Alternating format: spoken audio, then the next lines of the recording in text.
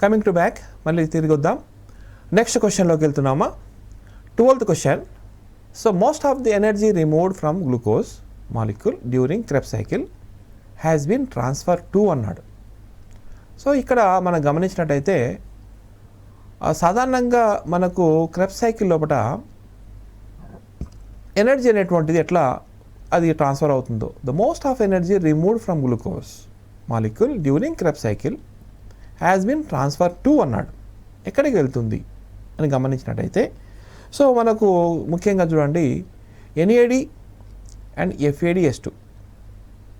Okay, ఎక్కడి నుంచి తొలగించబడుతుంది అంటే NAD నుంచి FAD నుంచి ఎనర్జీ తొలగించబడుతుంది అనే విషయాన్ని గురించి మనం తెలుసుకోవచ్చు. చూడండి, గ్లైకాలసిస్లో కొన్ని NADHలు ఏర్పడతాయి, అదేవిధంగా క్రెబ్స్ సైకిల్లో కూడా NADHలు ఏర్పడతాయి. కాబట్టి ఆ NADH నుంచి, అదే కాకుండా FADH నుంచి ఫ్లావోనిన్ అడినిన్ డైనిక్లోటైడ్ రిడ్యూస్డ్ ఫ్లావోనిన్ అడినిన్ డైనిక్లోటైడ్ నుంచి కూడా కొంత ఎనర్జీ వస్తుంది. కాబట్టి ఈ రెండు అంశాల నుంచి ఎనర్జీ బయటకు వస్తున్నట్టుగా మనకు అనిపిస్తుంది. This is the correct answer. Now coming to next one. Okay, ఇది ఫోటోసింథసిస్లో ఉన్న క్వశ్చన్. ఇది assertion. C4 plants require 30 ATP molecules for synthesis of 1 glucose. Correct. Okay, reason C4 plants need an extra 12 ATP molecules for regeneration of PEP in addition to 18 ATP used in the C3 cycle. Exactly correct. మీరు ఒకసారి గమనించండి, ఈ C4 plants లోపల మనకు స్పెషల్గా చూడండి బండిసేల్ cells and mesophyll cells లోపల జరిగేటటువంటి ఒక ప్రక్రియ. ఈ ప్రక్రియ లోపల చూసినట్టయితే సాధారణంగా మనకు 2 రకాల కణాలు ఉన్నాయి కదా. మీసోఫిల్ సెల్స్ లోపల C4 ఎంజైమ్స్ ఉంటాయి, బండిసేల్ సెల్స్ లోపల కెల్విన్ సైకిల్ యొక్క ఎంజైమ్స్ ఉంటాయి. కాబట్టి ఇక్కడ గమనించినట్టయితే C4 ఎంజైమ్స్ వల్ల ఆక్సాలోఎస్టిక్ యాసిడ్ ఏర్పడుతుంది అక్కడ. తర్వాత ఆ ఆమ్లము మళ్ళీ బండిసేల్ సెల్స్లోకి వస్తుంది. ఆ తర్వాత డిఫరెంట్ ఇంకొక కొన్ని అస్పరెటిక్ ఆమ్లం కానీ ఇంకా మ్యాలిక్ ఆమ్లం కానీ ఇట్లా ఏర్పడవచ్చు. సో ఈ రకంగా మారిన తర్వాత అది డీకార్బాక్సిలేషన్ గురై అప్పుడు కార్బన్ డైఆక్సైడ్ని విడుదల చేస్తుంది. తర్వాత ఎప్పుడైతే కార్బన్ డైఆక్సైడ్ విడుదలైందో ఆటోమేటిక్గా PGA దాంట్లోకి ఎంటర్ అవుతుంది C3 సైకిల్ లోపల. సో రిమైనింగ్ పదార్థం ఏతుందో ఆటోమేటిక్గా ఏమవుతుందంటే that converting in to that pyruvic acid. So ఈ పైరువిక్ యాసిడ్ అనేది మనకు డైకైనేజ్ అనేటువంటి ఎంజైమ్ ద్వారా అక్కడ మనకేం జరుగుతుందంటే రీజనరేషన్ ఆఫ్ PEP కొరకు ఒక్కొక్క మాలిక్యూల్ నుంచి 2 ATPలు వినియోగించబడతాయి అన్నమాట. ఆ విధంగా మనకు 12 ATPలు 6 కార్బన్లకు 6 అణువులకు సంబంధించి 12 ATPలు అక్కడ వినియోగించబడి రీజనరేషన్ ఆఫ్ PEP ఏర్పడుతుంది. కాబట్టి అక్కడ మనకు 12 ATPలు కన్జ్యూమ్ అయినట్టుగా మనకు తెలుస్తుంది. కాబట్టి 18 + 12 30 అవుతుంది. సో C4 ప్లాంట్స్ లోపల 30 ATP molecules are required for synthesis of 1 glucose, but whereas in the C3 cycle only 18 ATP will be utilized. Okay, required. So ఆ విధంగా మనం గమనించినట్టయితే ఈ రెండు అసర్షన్ రీజన్ రెండు కూడా కరెక్ట్గా ఉన్నాయి. కాబట్టి ద ఆన్సర్ ఈజ్ ఫస్ట్ అని చెప్పవచ్చు. ఇక నెక్స్ట్ విషయానికి వద్దాం. Study of the following list. Bright and blue green, okay, orange red, yellow green yellow. ఏంటివి ఇవి అంటే హరిత రేణువుల లోపల ముఖ్యంగా గ్రానా థైలకాడ్స్లో థైలకాడ్ మెంబ్రెయిన్ మీద ఉన్నటువంటి వర్ణద్రవ్యాలు ఇవి. ఈ వర్ణద్రవ్యాలు అనేవి ముఖ్యంగా లైట్ని అబ్జార్బ్ చేయడానికి కొరకు ఉపయోగపడేటువంటివి. ఈ వర్ణద్రవ్యాలే లేకపోతే ఆ యొక్క లైట్ను క్యాప్చర్ చేసేటువంటి అంశం లేకపోయి ఉండేది. కాబట్టి ఈ వర్ణద్రవ్యాలకు మనం థ్యాంక్స్ చెప్పవచ్చు. ఎందుకంటే the light energy converting into chemical energy. So light energy chemical energy అంటే ఏమిటి? NADH2, NADPH2 and ATP. So these molecules are formed due to the presence of the pigments which are present on the thylacid membrane. So in the thylacid membrane we can observe that these molecules are capturing the light energy. ఇందులో ముఖ్యంగా chlorophyll ఏ, అందులో ముఖ్యంగా centre of అట్రాక్షన్గా ఉండేటువంటి chlorophyll A, that is reaction centre, surrounded by A, B and other accessory pigments are used trapping that light energy and sending to the reaction center. The reaction center is activated and release the electrons. కాబట్టి ఇక్కడ ఈ యొక్క chlorophyll A, chlorophyll B, xanthophyll, carotene, phycobilins ఇవన్నీ కూడా మనకి ఏవైతే ఉన్నాయో అదనపు ద్రవ్యాలన్నీ కూడా ఇందులో ఆ లైట్ అండ్ ఎనర్జీని అబ్జార్బ్ చేసుకోవడానికి పనికొచ్చే అంశాలుగా కనిపిస్తాయి అన్నమాట.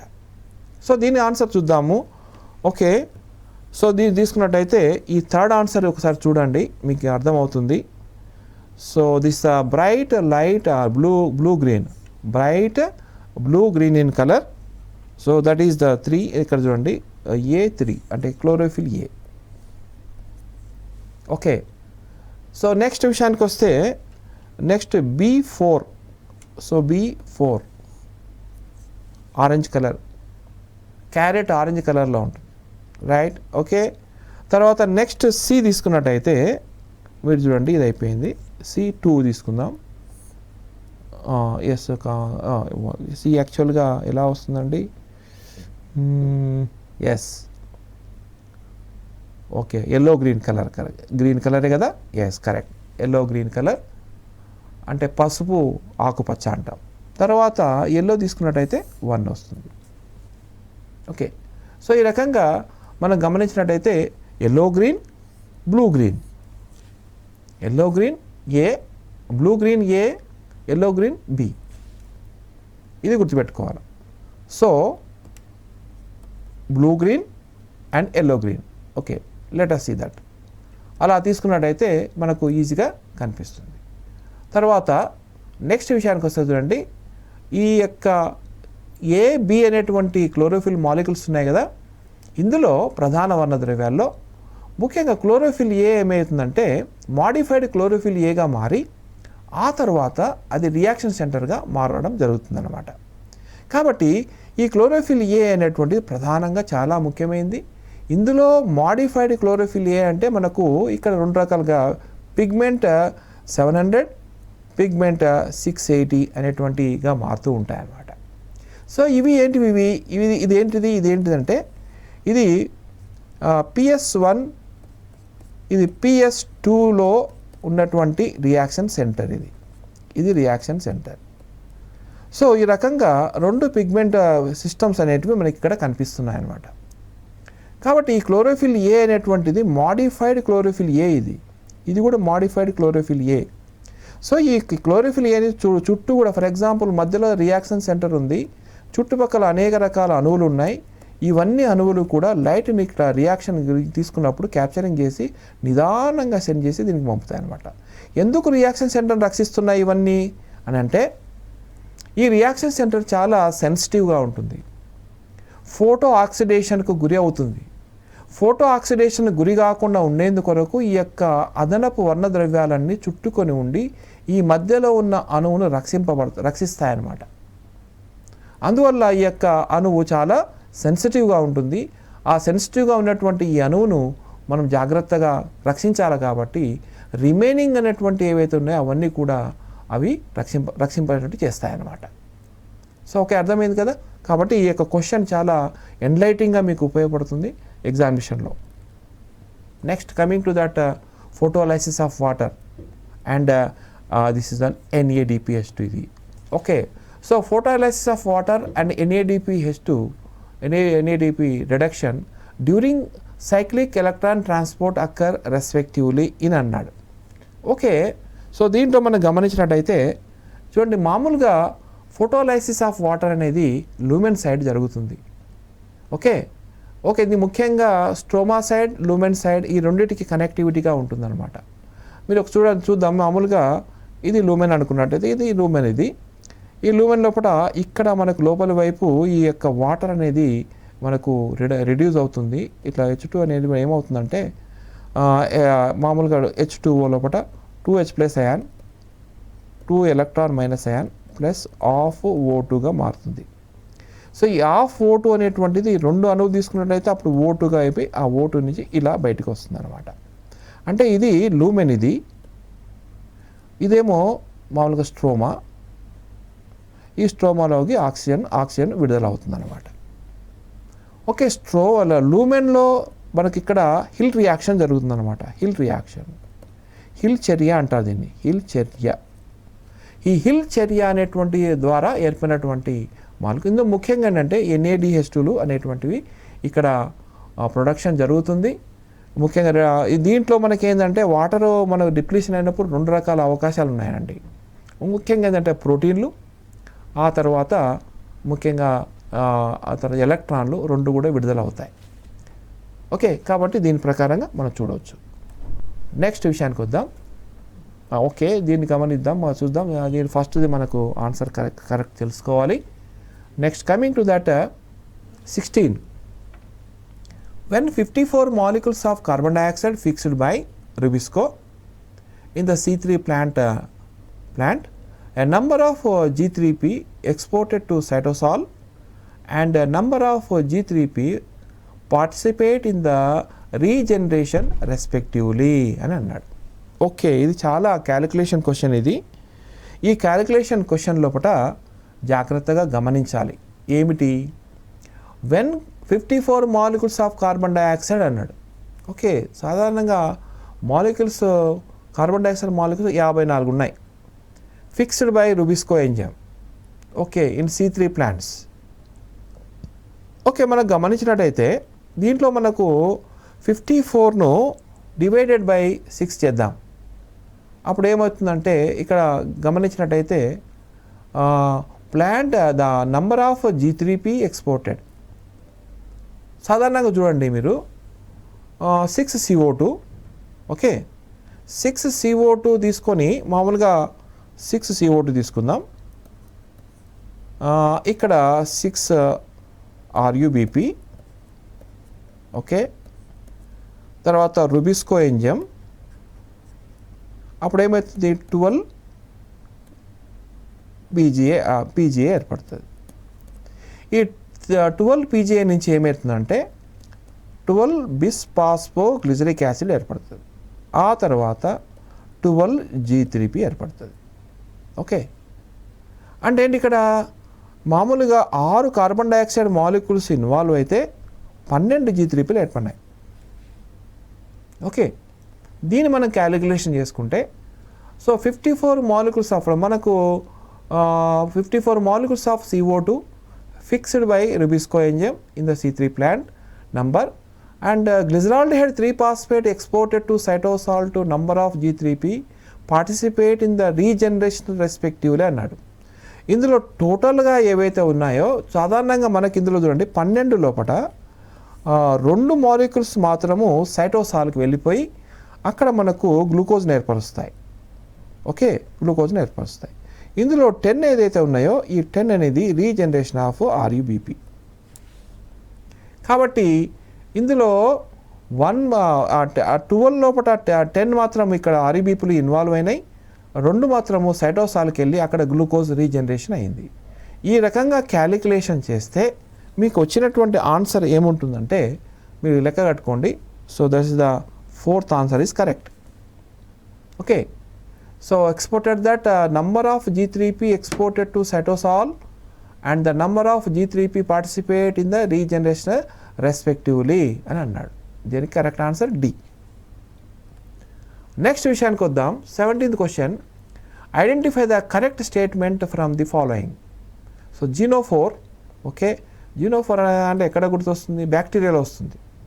అంటే బ్యాక్టీరియల్ DNAను మనం జీనోఫోర్గా భావిస్తాం. Right, correct. So genophore is extra genetic material and here అది అవునా కదా? జెనెటిక్ మెటీరియలా? ఎక్స్ట్రా జెనెటిక్ మెటీరియలా? కాదు.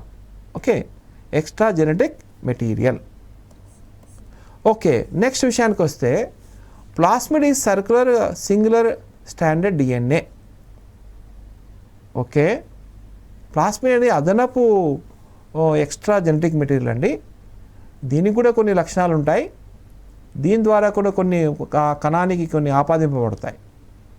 And plasmids contain numerous genes. Okay, ఇదొక స్టేట్మెంట్. ప్లాస్మిడ్లో ఖచ్చితంగా జీన్స్ ఉంటాయి, ఏ దాంట్లోనే జీన్స్ ఉంటాయి. And another one BT chromosome main genetic material. Okay, ఇది ఇక్కడ తప్పుగా ఉంది. సో ఇది చూసినట్టయితే 17th సంబంధించి మనం ఇక్కడ చూద్దాం. ఇది కొద్ది తప్పుగా కనిపిస్తుంది.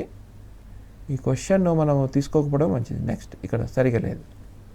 నా coming to study of the following list. List 1, list 2, photoautotrophs, okay, photoheterotrophs, chemoautotrophs, chemoheterotrophs. Okay, ఇందులో మనకు ఇతరులు తీసుకున్నట్టయితే ఎగ్జాంపుల్స్ ఇవి. దానికి సంబంధించినటువంటి విషయాలు చూద్దాం. ఎగ్జాంపుల్లో రోడోస్పెరిల్లం, క్రిమేషియం, నైట్రోసోమోనాస్, అది నైట్రోసోమోనాస్ అండ్ జాంతోమోనాస్, సిట్రి అని అంటాం. సో దీంట్లో మనం చూసుకున్నట్టయితే చూడండి, ఇందులో ఫోటో ఆటోట్రోప్స్ అంటే కాంతి స్వయం పోషకాలు అంటారు. కాంతి స్వయం పోషకాల లోపల మనం తీసుకున్నట్టయితే ఇక్కడ చూద్దాం A2, ఓకే, క్రోమేషియం. ఓకే, నెక్స్ట్ తీసుకున్నట్టయితే B, ఫోటో ఎట్రోట్రోప్స్.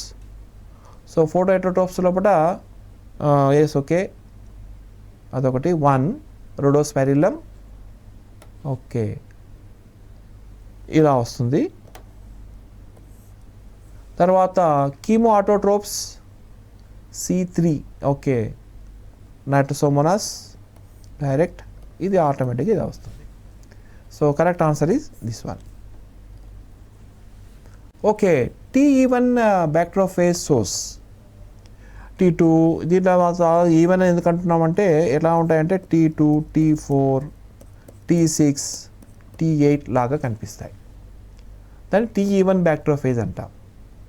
ఇందులో మనం గమనించినట్టయితే ఎస్, T1 బ్యాక్టీరియోఫేజ్ ఏ రకంగా ఉంటుంది అంటే సాధారణంగా మనకు ఈ యొక్క తల నిర్మాణము, తోక నిర్మాణము ఇలా కనిపిస్తాయి. సో దీన్ని మామూలుగా బ్యాక్టీరియోఫాజ్ అంటారు, బ్యాక్టీరియోఫాజ్. ఈ బ్యాక్టీరియోఫాజ్ లోపల 2 సిమెట్రీ ఉంటుందమ్మా. హెలికల్ సిమెట్రీ ఉంటుంది, పాలీహైడ్రల్ సిమెట్రీ. ఇక్కడేమో పాలీహైడ్రల్ సిమెట్రీ ఉంటుంది, దీంట్లో ఏమో హెలికల్ సిమెట్రీ ఉంటుంది అన్నమాట. సో కాబట్టి ఈ 2 లక్షణాలు మనకు ఎక్కడ కనిపిస్తున్నాయంటే బైనరీ సిమెట్రీ లోపల మనకు కనిపిస్తున్నాయి. ఓకే, తర్వాత ఇంకోటి ఏంటంటే ఎస్, అదొకటి. తర్వాత ఇంకోటి ఏంటంటే ఇక మామూలుగా చూడడానికి ఎట్లా ఉంది, ఇది తోక కప్ప ఆకారంలో ఉంది. కాబట్టి మనకి ఇక్కడ ఇది రైట్ ఆన్సర్, ఇది కూడా రైట్ ఆన్సర్. సో కాబట్టి ఈ 2 రైట్ ఆన్సర్. కాబట్టి మనకు ఈ 3 అంటే యాక్చువల్గా ఇలా ఇక్కడ ఏంటంటే మనకు 1, 2, 3, 4 ఇచ్చారు కాబట్టి ఇక్కడ ABCD అని రాయాలి, రాయలేదు. సో మన ఈ 2 ఇది ఆన్సర్ వస్తుంది అనమాట. Next, number of amino acids present in each protein subunit that is capsomer in TME is అన్నాడు. ఇది సాధారణంగా మీకు తెలుసు. సాధారణంగా ఇది ఇంపార్టెంట్ క్వశ్చన్, ఇది ఇంపార్టెంట్ క్వశ్చన్. TME వైరస్ ఇది మనకు సాధారణంగా ప్రతి ఒక్కరు మీరు గుర్తుపెట్టుకోవాలి. ఎందుకంటే TME లోపల దాని యొక్క పొడవు అడుగుతాడు. ఓకే, తర్వాత దాని చుట్టూ ఉన్నటువంటి క్యాప్సమర్స్ అడుగుతాడు, ఎన్ని ఉన్నాయి. దాని మధ్యలో ఉన్నటువంటి యొక్క RNA యొక్క పొడవు అడుగుతాడు, లేదా అందులో ఉన్నటువంటి న్యూక్లియోటైడ్స్ అడుగుతాడు. దీంట్లో ఉన్న ఎవరి క్యాప్సమర్లో ఉన్నటువంటి అమైనో ఆమ్లాన్ని అడుగుతాడు. ఇట్లా రకరకాల క్వశ్చన్స్ ఉంటాయి. కాబట్టి దీనికి సంబంధించి మీరు ఏం చేయాలంటే ఒక టేబుల్ తయారు చేసుకొని అందులో ముఖ్యంగా మీరు ట్యాగ్ చేసుకోవాలి DNA, RNAలో ఉన్నటువంటి న్యూక్లియోటైడ్స్, తర్వాత క్యాప్సోమర్స్ ఎన్ని, ఆ తర్వాత నెక్స్ట్ అమైనో ఆమ్లాలు ఎన్ని ఇన్ ఈచ్ క్యాప్సోమర్ లోపల, ఇవన్నీ కూడా చూసుకోవాలి. సో కాబట్టి ఈ యొక్క అంశం చాలా జాగ్రత్తగా తీసుకోవాలి. అంతేకాకుండా మాలిక్యులర్ వెయిట్ అడుగుతాడు. అట్లా ఈ రకంగా ఉన్నాయి చూడండి, అన్నీ కూడా మీకు కనిపిస్తూ ఉన్నాయి. సో దీంట్లో మనకు చూసినట్టయితే అమైనో ఆమ్లం గురించి అడుగుతాడు. కాబట్టి దీంట్లో చూడండి, ఇందులో మనకు ఒక్కొక్క క్యాప్సమర్ ఇట్లా ఉంటుంది కదా, ఈ విధంగా ఉంటాయి కదా. ఈ క్యాప్సమరు 158 అమైనో ఆమ్లాల చేత ఏర్పడుతుంది అన్నమాట. ఇది స్పెసిఫిక్. Okay, clear. అలా మీరు గుర్తించగలిగితే దీన్ని ఈజీగా ఇదన్నీ కూడా దానికి సంబంధించినటువంటి రీడింగ్సే ఉన్నాయి, అన్ని మెజర్మెంట్స్. ఈ మెజర్మెంట్స్ను మనము ఐడెంటిఫై చేయగలిగితే ఇది టీఎంవి వైరస్కి సంబంధించినటువంటి మెజర్మెంట్స్. దీంట్లో క్వశ్చన్ ఏది అడిగినా చెప్పాలి. Yes, next coming to how many kinds of phototypes. యాక్చువల్గా ఇది మామూలుగా ఇది ఫినోటైప్స్ అంటాం. Phenotypes are produced in the F2 generation of Mendelians dihybrid cross respectively అని అన్నాడు. ఓకే, సో ఇది ఇదేంటంటే జెనెటిక్స్కి సంబంధించినటువంటి క్వశ్చన్ ఇది. దీంట్లో మనం చూసుకున్నట్టయితే ముఖ్యంగా దీంట్లో చూడండి 9 and 4 and 9 F2 how many kinds of phenotypes produced in F2 generation అన్నాడు. అంటే మనకు ఫినోటైపిక్ జనరేషన్స్ లోపల how many kinds of phenotypes are produced in F2 generation of Mendelian dihybrid cross respectively అని అన్నాడు. సో 9:3 చూడండి, మామూలుగా చూడండి ఈ 4 లోపల 9:3:3:1. ఓకే, అయితే దీంట్లో మనకు చూసినట్టయితే ఈ 9 మనం డివైడ్ చేసుకోవచ్చు. అది ఎట్లా అంటే ఇక్కడ చూడండి, ఈ 9 లోపల 1:2:4. Okay, right. Okay, 1:2. Okay, let us see that here. ఈ 9 లోపల ఈ 9లో మనకు ఇలా తీసుకున్నప్పుడు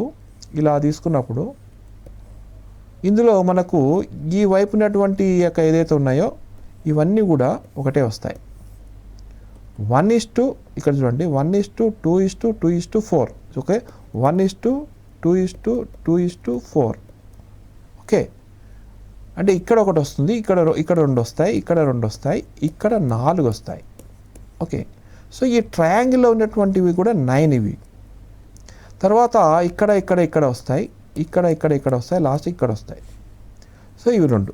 దీంట్లో 1:2, ఇక్కడ 1:2, ఇది 1. అంటే ఇప్పుడు ఏమవుతుంది, ఫినోటైపిక్ రేషియోలో మనకి ఇక్కడ తీసుకున్నట్టయితే చూడండి, ఇక్కడ సాధారణంగా 4 రకాలు 1, 2, 3, 4.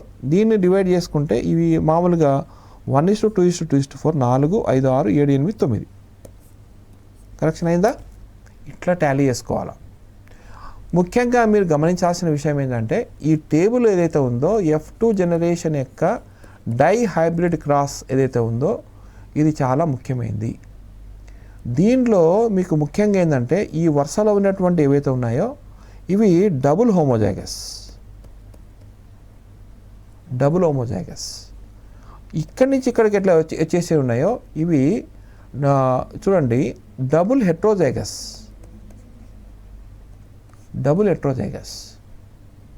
ఓకే, బాగానే ఉంది. ఇక్కడ ఈ మధ్యలో ఉన్నాయి చూడండి, ఈ మధ్యలో ఉన్నాయి చూడండి.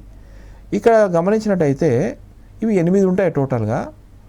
దీంట్లో గమనిస్తే సింగిల్ హోమోజైగస్, సింగిల్ హెట్రోజైగస్, ఇక్కడ 8 ఉంటాయి. తర్వాత ముఖ్యంగా ఏంటంటే ఇందులో హైబ్రిడ్స్ అంటారు. హైబ్రిడ్స్ అంటే ఇవి ఈ మూడు హైబ్రిడ్స్, ఇవి హైబ్రిడ్సే. తర్వాత ఈ ఒకటి ఏదైతే ఉందో ఇది తల్లిని పోలి ఉన్నటువంటిది. అంటే సాధారణంగా ఈ యొక్క 2 ఏదైతే ఉన్నాయో ఈ పేరెంట్స్ అనమాట. ఇక్కడ ఉన్నది పేరెంటల్, ఇక్కడ ఉన్నది పేరెంటల్. తర్వాత ఈ 3 ఏదైతే ఉన్నాయో ఈ 3లు మనకు hybrids. Single homozygous, semi heterozygous 8. Okay, ఆ తర్వాత డబుల్ హోమోజైగస్ ఇక్కడ మనకు కనిపిస్తున్నాయి. సో దీని మీద ఎగ్జామినేషన్లో చాలా క్వశ్చన్స్ అడుగుతూ ఉంటాడు. దీనిలో కన్ఫ్యూజ్ కావద్దండి. ఇప్పుడు మామూలుగా చూడండి మామూలుగా సింగిల్ హోమోజైగస్, చూడండి డబుల్ హోమోజైగస్ ఉంది. ఈ డబుల్ హోమోజైగస్ ఎన్ని రకాలు ఉన్నాయి అడుగుతాడు, టైప్స్ అండ్ టోటల్ కూడా అడుగుతాడు. గమనించినట్టయితే ఇక్కడ చూడండి, ఇక్కడి నుంచి వరుసగా వస్తే అన్ని కొత్తవి ఉంటాయి. సో ఎన్ని రకాలు ఉన్నాయి? 4 రకాలు ఉన్నాయి, టోటల్ కూడా 4. ఇక్కడ చూసుకుందాం, అడ్డంగా తీసుకున్నట్టయితే డబుల్ హెట్రోజైగస్ ఇది డబుల్ హెట్రోజైగస్. ఇందులో capital R small R, capital ఏం చూడండి రౌండ్ వ్రింకిల్ కదా, okay. Capital Y small Y, small R, capital Y small Y, capital R small R, capital Y small Y, capital R small R. ఇది heterozygous, double heterozygous. ఇవన్నీ ఉన్నాయి మొత్తము, ఇవన్నీ మొత్తం total type ఒకటే టైప్ ఉన్నాయి, మొత్తం ఎన్ని 4 ఉన్నాయి. ఓకే. అలా కాకుండా ఇక్కడ తీసుకుందాము double single homozygous, single heterozygous, single homozygous 2 ఉన్నాయి. ఇందులో తీసుకున్నట్టయితే ఇవి 2 ఒకటిగా ఉంటాయి, ఇవి 2 ఒకటిగా ఉంటాయి, ఇవి 2 ఒకటిగా ఉంటాయి, ఇవి 2 ఒకటిగా ఉంటాయి. అలా తీసుకున్నట్టయితే మీరు చూద్దాం ఇక్కడ single homozygous and single heterozygous తీసుకున్నట్టయితే టైప్స్ ఎన్ని ఉన్నాయి, టోటల్ ఎన్ని ఉన్నాయి? టోటల్ ఏమో 8 ఉన్నాయి. ఓకే. టైప్స్ ఎన్ని ఉన్నాయి అంటే 1 2 3 4 రకాలు ఉన్నాయి. చూడండి క్యాలిక్యులేషన్ ఎలా ఉందో. ఓకే, బాగానే ఉంది. రైట్. తర్వాత హైబ్రిడ్స్ విషయానికి వద్దాం. హైబ్రిడ్స్ విషయానికి వస్తే మనకు 3:3 అనేది హైబ్రిడ్స్ అనమాట. హైబ్రిడ్స్ విషయానికి వస్తే మనకు ఇక్కడ 6 ఉన్నాయి, టోటల్గా మనకు 6 ఉన్నాయి. 1 2 3 4. మామూలుగా 3:3 అంటే 6 కదా, 6 వస్తాయి. ఇక్కడ ఎన్ని రకాలు ఉన్నాయి అంటే ఇది ఒక రకం, ఇది 2 కలిసి ఒకటే రకం ఉంటాయి. 1 2 3 4 రకాలు వస్తాయి. ఓకే, బాగానే ఉంది. ఇంకొక విషయం చూద్దాం. ఇందులో పేరెంట్స్ ఏవి? పేరెంట్స్ అంటే ఇక్కడ ఉండేది, ఇక్కడ ఉండేది. ఇన్ని రకాల క్లారిఫికేషన్స్ ఉంటాయి. అందుకే ఈ టేబుల్ చాలా జాగ్రత్తగా చూసుకోవాలి. నిలువుగా ఉండేవి డబుల్ హోమోజైగస్ అని చెప్పవచ్చు, అడ్డంగా ఉండేవి డబుల్ హెట్రోజైగస్. ఆ తర్వాత పక్కన సైడ్లకు పైన కింద ఉండేటువంటివి సింగిల్ హోమోజైగస్, సింగిల్ హెట్రోజైగస్ 8 ఉంటాయి. తర్వాత మధ్యలో ఉన్నటువంటి 3:3 రేషియో ఏదైతే ఉందో అది హైబ్రిడ్స్ అన్నమాట, సంకరాలు అంటారు వాటిని. ఈ విధంగా తీసుకోవాలి. సో ఈ యొక్క క్వశ్చన్ అనేది మీకు నేను ఇంతసేపు ఎక్స్ప్లెనేషన్ చేయడానికి కారణం ఏమిటంటే క్వశ్చన్ ఏ రకంగా అడిగినా కూడా ఈ టేబుల్ వేసుకొని బాగా పరిశీలించినట్టయితే దీనికి ఆన్సర్ మీరు చెప్పగలుగుతారు. ఓకే, బాగానే ఉంది. Okay, how many capsomers are present అంటే సింపుల్ క్వశ్చన్ ఇది, మీకు ఆల్రెడీ చదువుకుంటే వచ్చేస్తుంది. 2130 జస్ట్ రికగ్నైజేషన్ క్వశ్చన్ ఇది. Good example of codominance అన్నాడు. మామూలుగా సహబహిర్గ తత్వం అంటారు. అంటే సాధారణంగా ఒక లక్షణం ఇంకొక లక్షణం మీద అదిమి పట్టి ఉంచడం, అంటే దానికి ఏమంటాము, బహిర్గతత్వం అంటాం. అలా కాకుండా ఇన్కంప్లీట్ డామినెన్స్ అంటాం. ఇన్కంప్లీట్ అయినటువంటి ఇది మనం ఏం చెప్పుకుంటామంటే పూర్తిగా డామినేట్ చేయకుండా పాక్షికంగా డామినేట్ చేయడం. కో డామినెన్స్ అంటే ఈక్వల్గా డామినేట్ చేయడం అనే అంశం ఉంటుంది. సో దీనిలో గమనించినట్టయితే మీరు చూడండి ఇక్కడ ముఖ్యంగా స్టేట్మెంట్స్ మనకి ఇక్కడ కనిపిస్తున్నాయి. Types of red blood cells and determine that ABO blood grouping in human beings. తర్వాత seed coat pattern and size in the lentil cells. So దాంట్లో మనకు కనిపిస్తే ఇక్కడ ఏంటంటే ఆప్షన్ తీసుకోవాలి. ఇక్కడ ఇది 1 2 3 4 అని ఏబిసిడి అంటే ఇక్కడ ఏబి రావాలి. అది కాబట్టి మనకి ఇక్కడ తీసుకున్నట్టయితే సో 23 క్వశ్చన్ ఓకే మనకు గమనించండి. సో దాంట్లో మనకు ఫస్ట్ సెకండ్ ఏదైతే ఉన్నాయో ఇవన్నీ కూడా దానికి సంబంధించినటువంటివి. ఓకే, సో కాబట్టి ఇక్కడ 1 and 2 is the correct answer అనిగా మనం చెప్పుకోవచ్చు. Right. Okay, next question, coming to next question. If starch grain size in pea seeds is considered the phenotype, ignoring the shape of the seeds, then walls concerned with the show. Okay, so ఇక్కడ గమనించినట్టయితే తర్వాత తెలుసుకున్నటువంటి విషయం ముఖ్యంగా చూడండి, తర్వాత తెలుసుకున్నటువంటి incomplete డామినెంట్స్గా గుర్తించడం జరిగింది. అంటే ఇక్కడ ఇన్కంప్లీట్ డామినెంట్స్గా ఎందుకు చెప్పుకుంటున్నాం అంటే the synthesis of the starch, దానివల్ల షేప్ అనేటువంటిది వస్తుంది. కాబట్టి రౌండ్ అనే రౌండే కానీ రౌండే ఉంది, కానీ ఈ రౌండ్ వేరే ఉంది. రెండు రౌండే. ఇక్కడ తక్కువ సింథసిస్ జరిగింది, ఇక్కడ ఎక్కువ సింథసిస్ జరిగింది.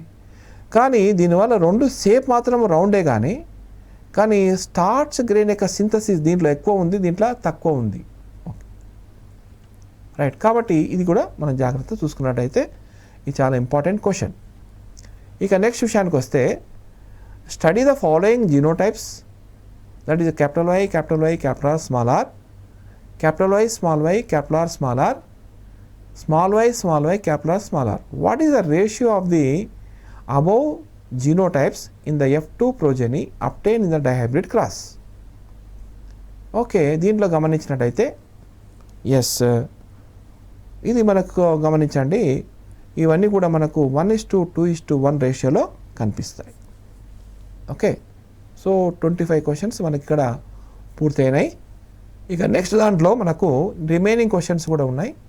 ఆ రిమైనింగ్ క్వశ్చన్స్ అనేవి తర్వాత క్లాస్లో మనం చెప్పుకుందాం. Okay, thank you.